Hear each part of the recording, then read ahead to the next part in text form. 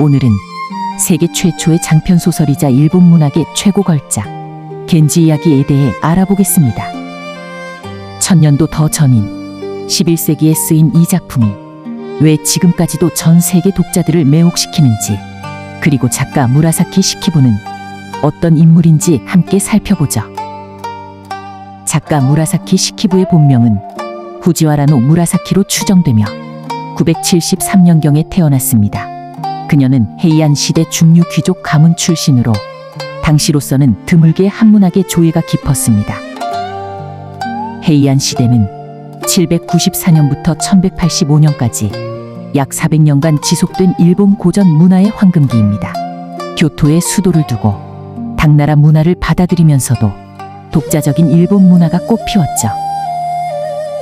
특히 이 시대에는 가나 문자가 발달하면서 여성들도 문학 활동에 참여할 수 있게 되었습니다.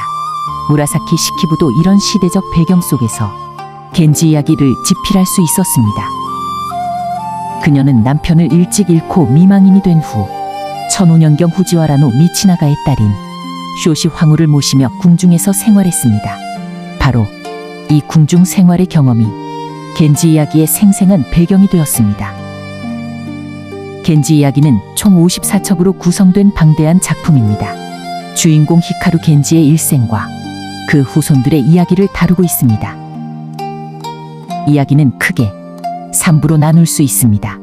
1부는 겐지의 출생부터 청년기까지, 2부는 장년기와 영화, 그리고 3부는 겐지 사후 그의 아들과 손자 세대의 이야기인 우지 10첩입니다. 등장인물만 500명이 넘고 그중 여성 인물이 절반 이상을 차지합니다.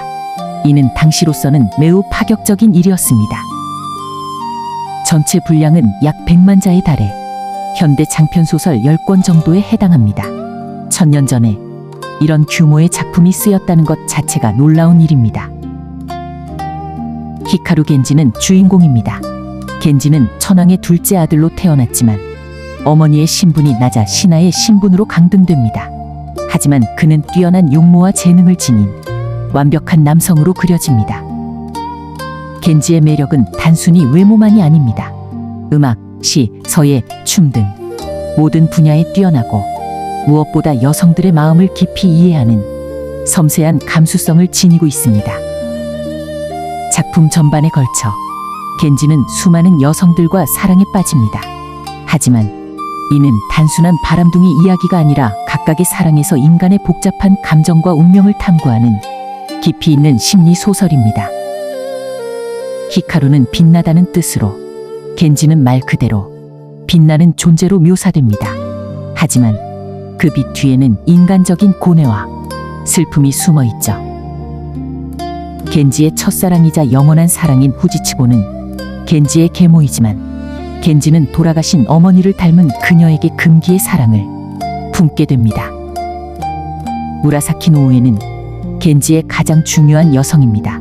어린 시절 겐지에 의해 길러져 그의 이상적인 여성이 되었지만 동시에 그에게 종속된 존재입니다.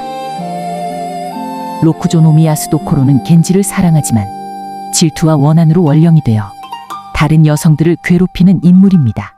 여성의 내면 깊숙한 어둠을 그린 강렬한 캐릭터죠. 이외에도 아카시 노우에, 하나치루 사토, 아오이 노우에 등 각각 다른 매력과 운명을 지닌 여성들이 등장합니다. 무라사키 시키부는 이들을 통해 여성의 다양한 면모를 깊이 있게 그려냈습니다. 중요한 것은 작가가 어떤 여성도 단순하게 그리지 않았다는 점입니다. 모두 복잡하고 입체적인 인물들이에요. 겐지 이야기의 가장 중요한 주제는 모노노 아와레입니다. 이는 사물에 대한 깊은 감정, 덧없음에 대한 애상을 의미합니다. 작품 곳곳에서 계절의 변화, 꽃의 개화와 낙화, 달의 차고 기움 등이 인간의 감정과 운명에 비유됩니다. 아름다운 것일수록 더 빨리 사라진다는 무상감이 작품 전체를 관통하고 있습니다. 겐지 자신도 젊음의 아름다움과 권력의 정점을 지나 늙어가며 결국 죽음을 맞이합니다. 이 과정에서 독자들은 인생의 덧없음을 깊이 느끼게 되죠. 모노노 아와레는 단순한 슬픔이 아니라 아름다움과 덧없음을 동시에 느끼는 복합적인 감정입니다. 이것이 일본 미학의 핵심이 되었습니다. 두 번째 핵심 주제는 사랑과 운명입니다. 겐지의 수많은 사랑 이야기는 단순한 로맨스가 아니라 인간 존재에 대한 깊은 탐구입니다. 헤이안 시대의 사랑은 주로 편지와 시를 통해 이루어졌습니다. 겐지와 여인들 사이에 오가는 와카, 즉 일본의 단시는 그 자체로 아름다운 문학 작품입니다. 각각의 사랑은 서로 다른 성격을 지니고 있습니다. 열정적인 사랑, 절망적인 사랑, 체념적인 사랑, 영원한 그리움 등 인간이 느낄 수 있는 모든 종류의 감정이 그려져 있습니다. 무라사키 시키부는 사랑을 운명으로 봤습니다.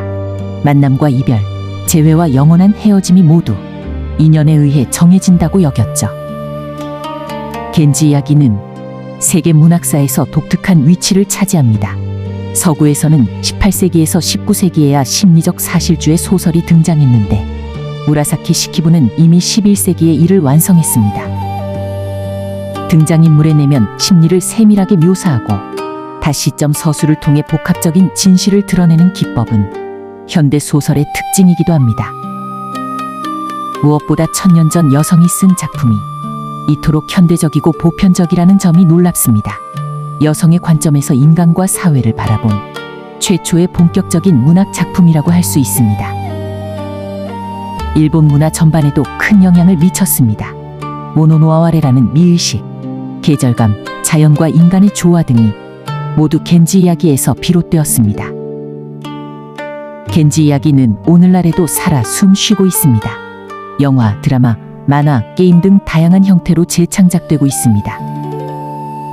교토에는 겐지 이야기와 관련된 장소들이 관광 명소가 되어 있고 매년 수많은 사람들이 찾고 있습니다.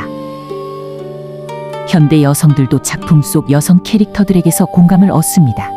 사랑, 질투, 자아실현, 사회적 제약 등의 문제는 지금도 여전히 유효하거든요. 서구 문학계에서도 겐지 이야기에 대한 관심이 높습니다. 아서 웨일리의 영역을 시작으로 여러 언어로 번역되어 세계 독자들을 만나고 있습니다. 겐지 이야기는 단순히 고전이 아니라 인간의 보편적인 감정을 다룬 영원한 현재 진행형 작품입니다. 1000년이 지난 지금도 우리가 공감할 수 있는 이유가 바로 여기에 있습니다. 무라사키 시키부가 창조한 이 아름다운 세계는 인간이 느낄 수 있는 가장 섬세하고 깊은 감정들을 담고 있습니다. 사랑의 기쁨과 아픔, 덧없음에 대한 슬픔, 아름다움에 대한 갈망 등이 시공을 초월해 전달되고 있습니다. 오늘은 노벨연구소가 선정한 세계문학 100작품 중 무라카미 시키부의 겐지 이야기를 알아보았습니다. 여러분들의 구독은 콘텐츠 제작에 큰 힘이 됩니다. 글바TV였습니다.